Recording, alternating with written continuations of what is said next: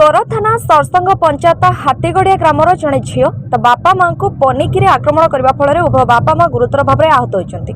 सूचना अनुसार यह ग्रामर 38 वर्षीय रंजित सिंह और स्त्री 32 वर्षीय बुदुनी सिंह बड़ झील 20 वर्षीय कुन्नी सिंह बह पर बापा घरे 2 वर्ष धरी रोचंती।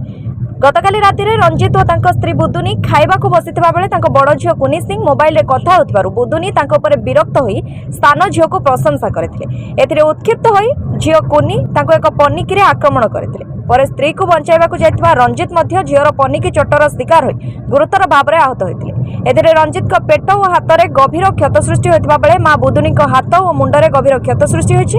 स्थानीय लोके सोर पुलिस को खबर देवा सहित उभय को उद्धार कर सोर डाक्तखाना भर्ती करथिबा बेले सेठारे रंजित अवस्था गुरुतर थिबारु बालेश्वर जिला मुख्य डाक्तखाना को स्थानांतरित कर खबर पाई पुलिस घटनास्थल में पहुंची झील कुनी को थाना अटक रखिथिबा बेले खबर पढ़ा पर्यंत थाना कौन अभियोग होई नथिबा सूचना मिली।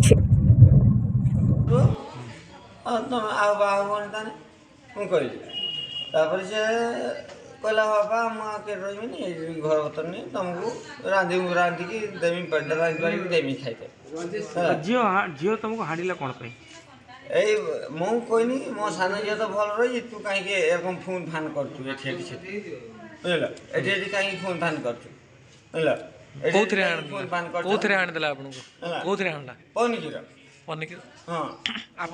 बालेश्वर जयश्री बेहरा रिपोर्ट अभय न्यूज ओडिशा।